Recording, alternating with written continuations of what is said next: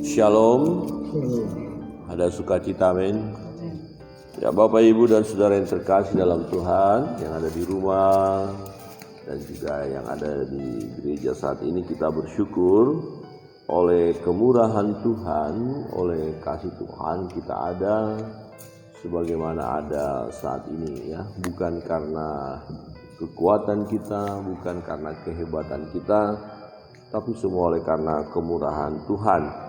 Nah, kita bersyukur, kita memuji Tuhan oleh karena perbuatan-perbuatan Tuhan yang dahsyat, yang besar, yang luar biasa dalam hidup kita, bahkan dalam seluruh karyanya, ciptaannya.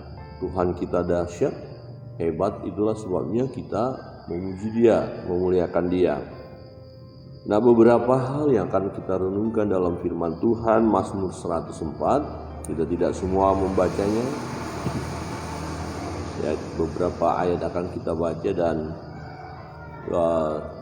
di sini kita melihat tentang keagungan Allah, kebesaran Tuhan, sehingga kita umatnya, ya, ciptaannya hendaklah memuji, menyembah, memuliakan Tuhan, bersyukur, ya, mengagungkan Tuhan atas karyanya yang dahsyat. Kita melihat firman Tuhan di ayat 19 sampai 30, kita akan baca ayat 19 sampai dengan ayat 30. Bapak Ibu di rumah dan juga di gereja nanti bisa membaca masing-masing seluruh, ya, pasal ini. Kita baca 19. Firman Tuhan berbunyi demikian, 1, 2, 3. Engkau yang telah membuat bulan menjadi penentu waktu, matahari yang tahu akan sabat terbenamnya. Apabila engkau mendatangkan gelap, maka hari pun malamlah. Ketika itulah bergerak segala binatang hutan. Singa-singa muda mengaum-aum akan mangsa dan menuntut makanannya dari Allah. Apabila matahari terbit, berkumpullah semuanya dan berbaring di tempat perteduhannya. Manusia pun keluarlah ke pekerjaannya dan ke usahanya sampai petang. Betapa banyak perbuatan sekalian yang kau jadikan dengan kebijaksanaan. Bumi penuh dengan ciptaanmu. Lihatlah laut itu besar dan luas wilayahnya. Di situ bergerak tidak terbilang banyaknya binatang-binatang yang kecil dan besar. Di situ kapal-kapal berlayar dan lewiatan yang telah kau bentuk untuk bermain dengannya. Semuanya menantikan engkau supaya diberikan makan pada waktunya. Apabila engkau memberikannya, mereka memungutnya. Apabila engkau membuka tanganmu, mereka kenyang oleh kebaikan. Apabila engkau menyembunyikan wajahmu, mereka terkejut. Apabila engkau mengambil roh mereka, mereka mati binasa dan kembali menjadi debu. Apabila engkau mengirim rohmu, mereka tercipta dan engkau membaharui muka bumi. Demikian jauh pembacaan firman Tuhan. Bapak Ibu bisa melanjutkan nanti, ya. Nah, di sini kita melihat karya Allah, kebesaran Allah. Segala sesuatu diciptakannya, diaturnya sedemikian rupa. Ya, pagi, petang, ya, atau siang, malam, diaturnya. Ada penentu. Tuhan buat sedemikian rupa. Ya, di dalamnya ada makhluk-makhluk hidup, ya, dalam ciptaan itu di muka bumi ini. Binatang-binatang, tanaman-tanaman, dan teristimewa adalah manusia. Ya, baik binatang-binatang, tumbuh-tumbuhan, manusia makan dari Allah. Allah memberikan mereka makanan sehingga mereka mengalami pertumbuhan. Ya, maka dikatakan apabila Tuhan membuka tangannya, ya, memberikan makanan itu, maka ciptaan itu yang hidup itu, ya, mendapatkan makanan. Ya, memberikan, dikatakan apabila engkau memberikannya, mereka memungutnya. Apabila engkau membuka tanganmu, mereka kenyang oleh kebaikan. Ya, semua ciptaan hidup oleh karena Tuhan. Yang ciptaan yang hidup hidup oleh karena Tuhan. Tuhan yang memberikan kehidupan itu. Tuhan yang memberikan pertumbuhan ya. Ada proses yang dialami oleh makhluk-makhluk hidup itu, dan proses itu pun daripada Tuhan. Bapak Ibu Saudara yang terkasih dalam Tuhan, melihat karya Allah yang luar biasa. Ya, tentulah kita bersyukur seperti sang pemazmur, dia memuji Tuhan, mengagungkan Tuhan, sebab ya dia melihat bahwa segala yang diciptakan oleh Tuhan harus tunduklah kepada Tuhan, dan segala sesuatu yang diciptakan Tuhan yang hidup itu ya adalah ciptaan yang diberikan oleh Allah sendiri kehidupan itu, termasuk manusia. Ya, menarik di sini adalah kalau manusia ini roh yang daripada Allah itu Allah ambil, roh itu diambil maka mati. Tapi apabila roh itu diberikan maka hidup. Nah, Bapak Ibu Saudara yang terkasih dalam Tuhan, mari kita melihat ayat 29, dikatakan begini. Apabila engkau menyembunyikan wajahmu, mereka terkejut. Ini berbicara beberapa waktu yang lalu kita sudah bahas. Kalau Allah menyembunyikan wajahnya, tidak mau menghadapkan wajahnya kepada kita atau kepada manusia, ya disembunyikan, dipalingkan ya wajahnya, berarti itu berbicara akan terjadi malapetaka, akan terjadi sesuatu kengerian. Itu sebabnya dikatakan mereka terkejut. Tuhan, mengapa engkau palingkan wajahmu? Mengapa terjadi malapetaka ini? Mengapa terjadi hukuman ini? Mengapa terjadi penderitaan yang dahsyat ini? Mengapa engkau Tuhan memalingkan wajahmu? Jadi kalau Tuhan menyembunyikan wajahnya, ya maka manusia secara harus terkejut. Ya ciptaan lain juga yang hidup pasti, karena dampaknya juga ada.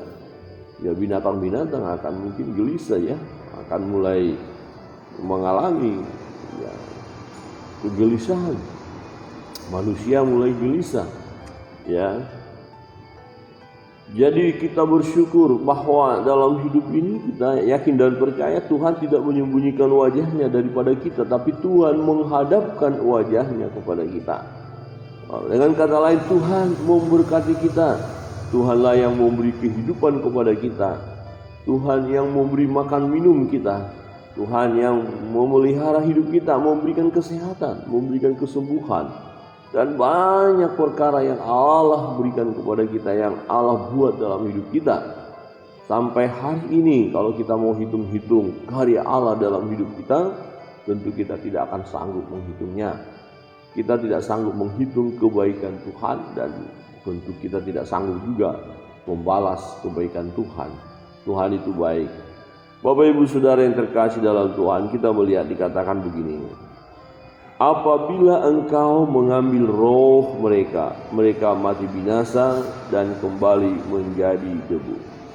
Di dalam karya Allah yang besar, yang luar biasa, satu hal yang sangat istimewa yang harus kita renungkan, yang harus kita simak baik-baik, yang harus kita pelajari baik-baik, yaitu bagaimana ketika Allah mengambil roh itu, rohnya itu dari manusia. Artinya apa Bapak Ibu? Ya, yang perlu kita perhatikan dalam hidup ini tentang kematian. Ya, bukan masalah takut mati, bukan masalah ya tidak berani mati. Ya. Tetapi bagaimana setelah kematian? Ini yang penting. Bagaimana kalau kita sudah mati? Nah, berbicara kematian, ya berarti kita harus berbicara juga tentang kehidupan. Nah, artinya sebelum mati, dalam kehidupan ini apa yang telah kita lakukan? Apa yang telah kita perbuat? Ya, orang hidup pasti mati. Ada firman itu. Ya, orang yang hidup dia tahu dia akan mati. Nah, sebelum mati apa yang harus dilakukan? Apa yang harus kita buat? Adakah dalam hidup ini kita sudah berbuah? Adakah dalam hidup ini kita sudah menggunakan semuanya dengan baik, maksimal? Adakah semuanya, segala perbuatan kita Ya, ketika kita pertanggungjawabkan di hadapan Allah, adakah itu akan memberikan pahala kepada kita? Apakah itu akan memberikan sukacita kepada kita? Atau sebaliknya, bagaimana perjalanan hidup kita yang kita lakukan dengan cara sembrono? Ya, perjalanan hidup kita yang penuh dengan kejahatan. Nah, ketika tiba kematian itu, nah setelah mati tidak ada lagi waktu untuk bertobat. Setelah mati tidak ada lagi waktu untuk memperbaiki diri. Setelah mati tidak ada lagi waktu untuk berseru di dalam nama Yesus. Tidak ada. Karena kalau sudah mati, berarti tinggal menantikan penghakiman saja, menantikan hukuman atau menantikan penentuan. Suatu kelak, adakah orang ini akan masuk surga atau masuk neraka? Ya, Bapak Ibu Saudara yang terkasih dalam Tuhan, firman Tuhan katakan, ya, apabila engkau mengambil rohmu, mereka mati binasa dan kembali menjadi debu. Semua manusia yang hidup akan mati dan menjadi debu tanah. Ya, Bapak Ibu dan Saudara yang terkasih dalam Tuhan, situasi yang ada, yang kita lihat saat ini, mestinya menolong kita untuk semakin bersandar kepada Tuhan, berserah kepada Tuhan, karena hidup itu singkat. Ya, jumlah kematian bertambah terus menerus dengan ya bergejolaknya ya virus ini, bergeraknya luar biasa virus COVID-19 ini. Ya. Bapak Ibu Saudara yang terkasih dalam Tuhan, kematian sesuatu yang pasti dialami oleh semua yang hidup, oleh semua manusia. Itu sebabnya kita perlu ya sebelum waktu itu tiba, waktu kematian itu, yang tak seorang pun di antara kita tahu kapan itu. Tetapi yang terpenting adalah perjalanan hidup ini sudah kita jalankan dengan baik. Apa yang harus kita lakukan? Kebaikan apa? Hal yang terpenting apa? Yang pertama, ya percaya kepada Tuhan, menyerahkan hidup kepada Tuhan, percaya kepada Yesus. Ya, itu yang terpenting. Mengapa? Karena Yesus berkata, "Akulah jalan dan kebenaran dan hidup. Tidak ada seorang pun yang sampai kepada Bapa kalau tidak melalui Aku. Tidak ada seorang pun yang bisa masuk surga kalau tidak melalui Yesus." Jadi yang utama adalah ya datang kepada Yesus, berseru. Setiap orang yang berseru di dalam nama Yesus diselamatkan. Dia berpindah dari maut kepada hidup. Ya, dari neraka, aturannya orang-orang yang sudah jatuh dalam dosa, yang telah kehilangan kemuliaan Allah dan upah dosa adalah maut, neraka. Ketika orang itu percaya kepada Yesus, dia berpindah. Yang tadinya masuk neraka, tetapi kebenaran firman Tuhan katakan berpindah masuk surga. Jadi percaya kepada Tuhan, mengandalkan Tuhan dalam hidup ini, ya merendahkan diri di hadapan Tuhan. Kadang-kadang kita melihat kehidupan umat manusia kita ini ya, kadang-kadang begitu sombongnya, begitu mengandalkan diri sendiri. Padahal firman Tuhan katakan, terkutuk orang yang mengandalkan kekuatan manusia, kekuatan dirinya sendiri. Tapi diberkatilah orang yang mengandalkan Tuhan, yang bersandar kepada Tuhan. Jadi dalam hidup ini sebelum waktu ajal itu tiba, sebelum kematian itu, sebelum roh kita diambil oleh Tuhan, ya, maka kita harus merendahkan diri di hadapan Tuhan. Jangan menyombongkan diri. Kita harus berserah kepada Tuhan, ya. Dan kita harus terus memuji Dia selagi kita hidup. Bukankah firman Tuhan katakan, biarlah segala yang bernapas memuji Dia. Pujilah Tuhan, pujilah Dia. Hanya orang-orang yang hidup bisa memuji Tuhan. Orang mati tidak bisa memuji Tuhan. Saudara yang terkasih dalam Tuhan, betapa indahnya hidup ini. Kalau Tuhan masih beri kesempatan hidup kepada kita, janganlah kita sia-siakan. Sebab akan tiba waktunya roh kita itu diambil, yang dari Allah itu, dan tubuh ini akan kembali menjadi tanah. Saudara yang terkasih dalam Tuhan, mari jangan kita sia-siakan hidup. yang Tuhan beri saat ini. Kita tidak tahu berapa lama lagi kita bisa hidup. Ya, kita terus memuji Dia, menyembah Dia, memuliakan Dia, melayani Dia, melakukan yang terbaik di hadapan Allah. Saudara yang terkasih dalam Tuhan, mari kita bersama-sama melakukan segala sesuatu yang baik itu, ya, untuk kemuliaan nama Tuhan. Ya, apapun yang kita pikirkan, kita lakukan, kita perkatakan, semuanya ya haruslah bermuara untuk kemuliaan nama Tuhan.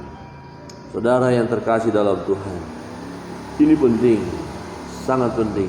Hari-hari ini, ya, firman Tuhan katakan hari-hari ini adalah jahat, di mana kuasa kegelapan terus bergerak, ya, untuk menjatuhkan iman orang-orang percaya, untuk menggagalkan rancangan-rancangan Allah dalam hidup manusia. Ya, tetapi kita harus memuji Tuhan, kita harus memuliakan Tuhan, kita harus menyadari hidup ini dari Tuhan, ya, masih diizinkan roh yang daripada Tuhan itu ada pada kita. Ada roh Allah dalam hidup kita. Itu sebabnya kita hidup. Tuhan berikan roh itu kepada kita. Ya, tetapi Bapak Ibu Saudara yang terkasih dalam Tuhan, akan ada waktunya roh itu diambil. Ya, dikatakan, apabila engkau mengambil roh mereka mati binasa. Apabila Tuhan mengambil roh kita. Saudara, saya tidak tahu kapan diambilnya roh kita. Tetapi kapanpun Tuhan ambil, ya, bukankah Tuhan yang memberi, Tuhan yang mengambil? Jika memang Tuhan yang memberi, Tuhan yang mengambil, maka terpujilah nama Tuhan. Inilah yang dikatakan oleh Bapak Ayub. Jadi saudara yang terkasih dalam Tuhan, berarti kematian bukan sesuatu yang menakutkan lagi bagi kita. Manakala kita tahu, kita yakin, kita sudah ada di dalam kebenaran, kita sudah berseru di dalam nama Yesus. Dan dalam hidup ini, betul kita buktikan iman itu. Iman percaya kita kepada Yesus, kita buktikan dari perbuatan-perbuatan kita. Perbuatan yang bagaimana? Perbuatan yang berkenan di hadapan Allah, perbuatan-perbuatan baik.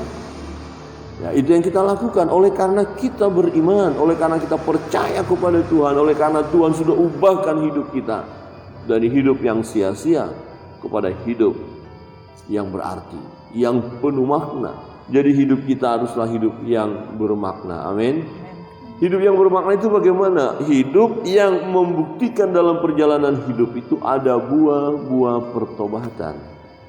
Ya, ada buah roh. Ya, terlihat jelas. Dan hidup kita haruslah hidup yang menghasilkan buah. Dan buah itu tetap, buah itu manis. Saudara yang terkasih dalam Tuhan, kalau kita melihat petani yang menanam tanaman, katakanlah jeruk, tanam, tentu dirawat, ya, dirawat. Kemudian tanaman itu tumbuh, mulai berbunga, mulai buahnya tampak. Bagaimana hati sang pemilik? Wah, senang, wow, buah jeruknya bagus, yang lebat sekali. Nah, kemudian sudah mulai waktu panen, dipetiknya dan dimakannya sangat kecut sekali. Kecut. Bagaimana hati petani? Aduh, kok begini? Dan dilihat semuanya kecut. Artinya tidak laku. Diapain? Ditebang aja, ganti, tebang. Jadi kalau hidup kita hidup yang tidak menyenangkan hati Tuhan, ya Tuhan bisa tebang. Untuk apa? Ya, saudara yang terkasih dalam Tuhan. Tetapi ketika ya sang petani itu melihat tanaman, ya, buah jeruk yang sudah berbuah itu, dan ketika diambil dan sangat manis, wow, hatinya bergembira, senang, memetiknya dengan bahagia, dan menjualnya dengan senang hati, dan mendapatkan keuntungan. Ya, ada manfaat daripada jerih lelahnya ketika dia menanam pohon itu. Jadi pohon itu ya dengan buah yang manis itu membawa sukacita bagi sang pembeli. Jika dalam hidup ini kita menghasilkan buah yang manis, buah yang sedap, Tuhan ya, Sang Pencipta itu yang menjadikan kita, yang memberikan nafas kepada kita, ya akan bersukacita. Amin. Wah, bahagia. Pertanyaannya begini, apakah dalam perjalanan hidup ini jika kita merenungkan sejenak melalui perkataan kita, pikiran kita, perbuatan kita, sudahkah Bapa kita, Bapa yang baik itu senang? Dapatkah kita berkata, aku tahu Allahku senang, Bapakku senang dengan perbuatanku? Jika kita menemukan ternyata selama ini perbuatan kita menyedihkan hati Bapa, apa yang harus kita lakukan? Bertobat, minta ampun, dan mulailah melakukan pembaharuan hidup. Jangan lagi melakukan tindakan yang membuat hati Bapa sedih, tetapi kita lakukan sesuatu yang baik, yang baru, dan masih ada waktu. Amin. Masih ada waktu kita untuk bertobat dan membuktikan pertobatan kita. Ini waktunya. Ya, ini waktunya. Nggak tahu apakah 1 hari, 2 hari, 1 tahun, 2 tahun, 10 tahun, kita nggak tahu. Tetapi jangan tunda-tunda untuk melakukan sesuatu yang baik di hadapan Allah. Lakukan. Saudara yang terkasih dalam Tuhan, menarik. Ini satu peringatan. Apabila roh kita diambil, kita tiada. Dan satu kelak segala perbuatan kita harus kita pertanggungjawabkan di hadapannya. Itu kebenaran firman. Bapak Ibu Saudara yang terkasih dalam Tuhan, di ayat 30 berkata begini, apabila engkau mengirim rohmu, mereka tercipta dan engkau membaharui muka bumi. Nah, Tuhan juga memberi kehidupan. Ya, Tuhan memberi kehidupan. Ada satu generasi selesai, tapi ada generasi berikutnya. Siapa yang menciptakan generasi berikutnya? Adalah Tuhan.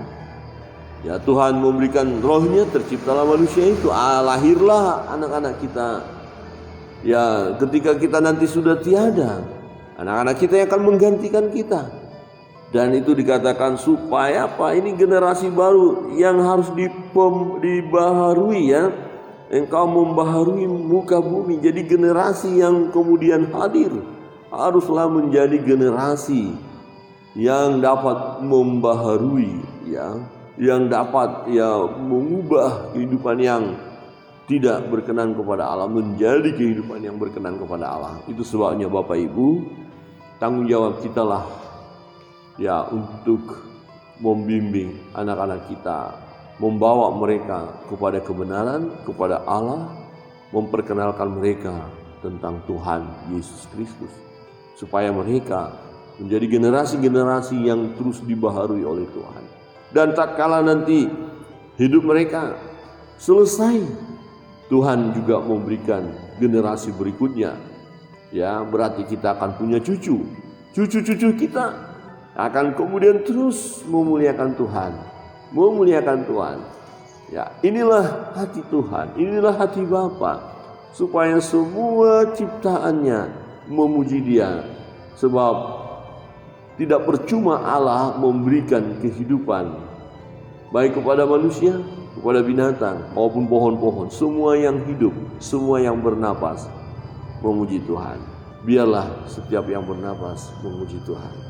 Bapak Ibu Saudara yang terkasih dalam Tuhan, kiranya dalam perjalanan hidup ini mari kita gunakanlah, isilah perjalanan hidup ini selagi Tuhan masih memberikan ya roh itu kepada kita.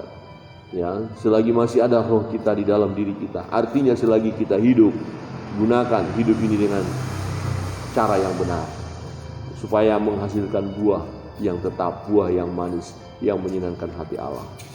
dan akan tiba waktunya kita meninggalkan dunia ini. Tetapi satu hal yang pasti, keselamatan telah Tuhan berikan kepada kita menjadi jaminan.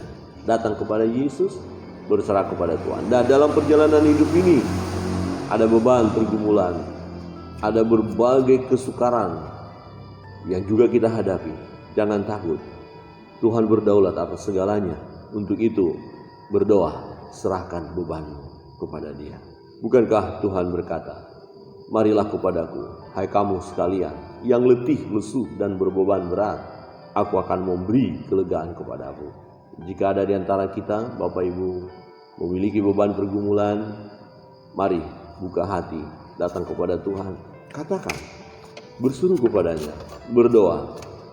Niscaya Dia akan menolong kita tepat pada waktunya. Tuhan Yesus memberkati kita. Mari kita